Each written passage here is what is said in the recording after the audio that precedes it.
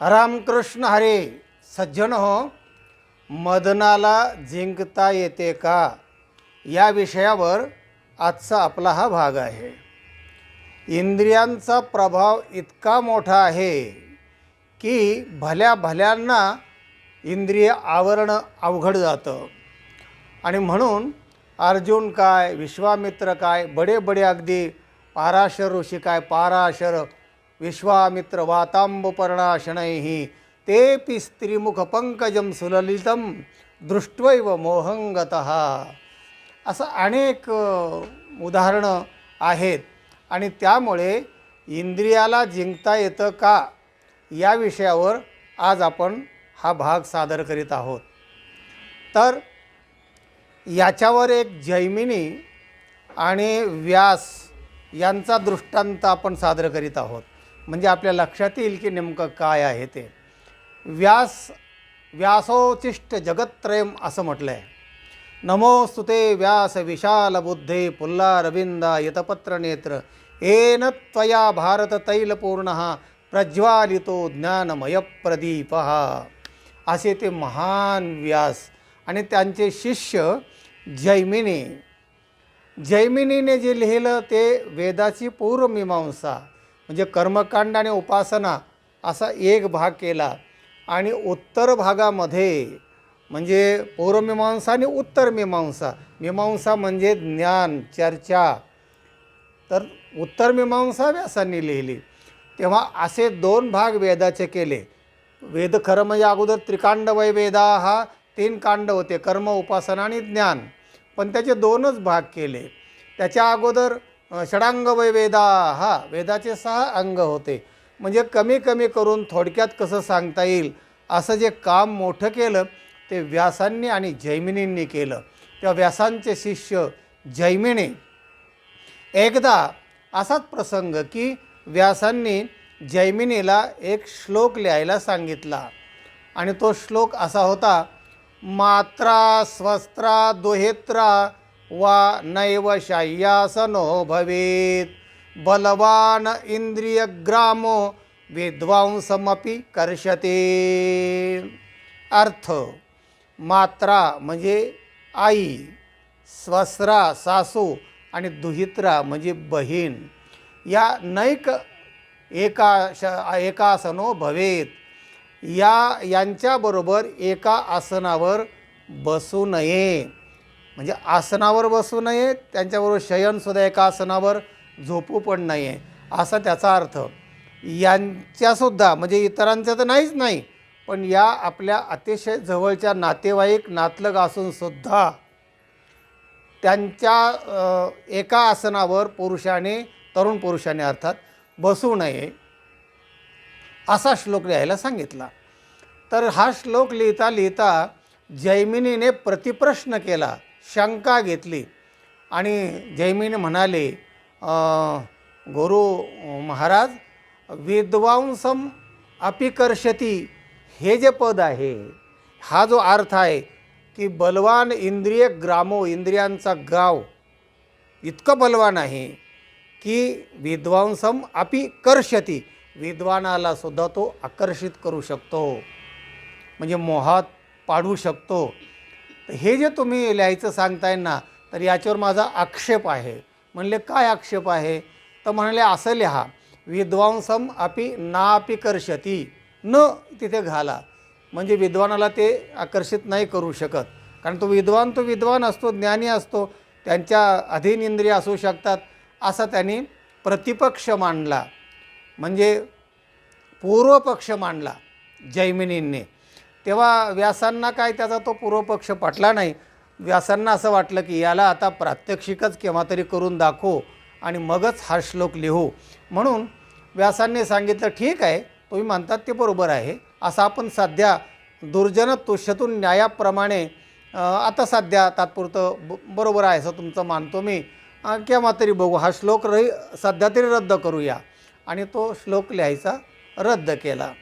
पुढे अशी गंमत झाली की जैमिनीची जे कुटिया होती, गुफा होती, आश्रम म्हणूया आपण, तर ते रानामध्ये राहत होते, अरण्यामध्ये.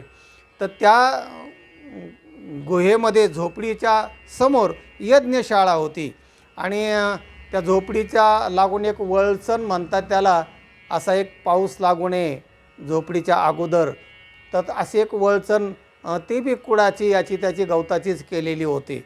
आणि अशा परिस्थितीमध्ये पावसाचे दिवस होते आणि संध्याकाळची वेळ होती, तर व्यासांनी काय केलं की सुंदर असं स्त्रीचं रूप घेतलं. मदनाचे वरदान तिला, तर ते व्यास महर्षीच, आणि असं सुंदर रूप घेऊन बरोबर संध्याकाळच्या कातर वेळेला बरोबर त्या झोपडीच्या जी वळचण होते तिथे जाऊन असे कुडकुडसारखं उभं राहिले. झिमझिम झिमझिम पाऊस येत होता. वातावरण अगदी संध्याकाळचं सुहृद म्हणजे वातावरण असं खूप छानपैकी होतं. आणि अशा वेळी ती स्त्री त्या वळचणीला उभा राहिली. तर जैमिनींनी पाहिलं, अरे काय सुंदर स्त्री आहे, हा हा हा, दृष्टवैव मोहंगतः असं म्हटलं सुभाषितकाराने. पाहता क्षणीच ते मोहित झाले आणि मोहित होऊन हो बाई म्हणाले, या ना आतमध्ये या ना. तर ती म्हणाली, नाही बाबा, तुम्ही महर्षी आहात आणि मी तरुण स्त्री, मी कसं आतमध्ये वगैरे, काय नाही या म्हणाले, पाऊस बाहेर येतो आहे, आतमध्ये आलं तर हरकत नाही आहे. तर त्यांनी जास्तच आग्रह केला आणि त्यांना तेच हवं होतं. ते थोडे आतमध्ये गेले आणि थोड्याशा गप्पा झाल्याबरोबर ते तिच्या मोहात पडले. जैमिनी म्हणाले, आपलं लग्न बिग्न झालं आहे का? नाही म्हणाले, त्याच्या शोधासाठी मी चाललेले आहे आणि हे मध्येच पाऊस आणि हे संध्याकाळची वेळ असल्यामुळे मी थोडीशा आडुस्याला उभं राहिले होते. असू द्या म्हणाले, पण लग्न वगैरे करण्याची तुमची इच्छा तर आहेच म्हणाले. हो म्हणाले, मग आपण जर लग्न केलं तर? हो म्हणाले, दुधात साखर म्हणाले, नाहीतर मी त्या शोधात आहे आणि तपस्वी, तुमचं काय स्वरूप आणि काय सुंदरता, त्यामुळे म्हणाले मला मान्य आहे, पण आमच्या रीतीप्रमाणे जो कोणी वर स्वीकारायचा आहे त्याने त्या स्त्रीला म्हणजे वधूला खांद्यावर घेऊन 5 प्रदक्षिणा मंदिराच्या केल्या पाहिजे, असा आमचा रीतिरिवाज आहे. हो करतो ना म्हणाले. कामा तुरा न भयम न लज्जा असं एक सुभाषित आहे. तसं हा त्या कामाच्या अधीन झाला आणि त्या बाईला खांद्यावर घेतलं आणि म्हणाले, यज्ञशाळा म्हणजे आमचं मंदिरच आहे, तिला आपण प्रदक्षिणा घालू. म्हणले चालेल. 5 प्रदक्षिणा केल्या आणि 5 प्रदक्षिणा केल्यानंतर खांद्यावरून त्या बाईला खाली उतरवल्या आणि पाहिल्याबरोबर त्या दाढीन मिशान ते व्यास महर्षी रूपांतर केलं होतं त्यांनी. अरे बापरे, गुरुदेव म्हणाले, आपण? हो म्हणाले.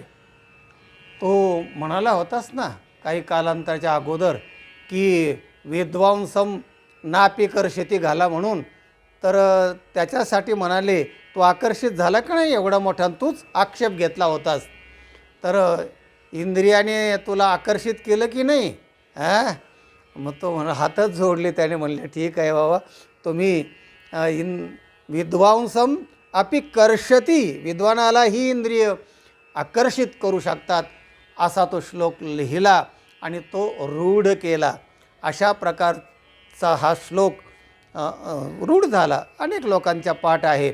तेव्हा सांगायचा मुद्दा असा की बलवान इंद्रिय ग्रामो, इंद्रिय ग्राम इतका बलवान आहे की विद्वानाला सुद्धा तो आकर्षित करू शकतो.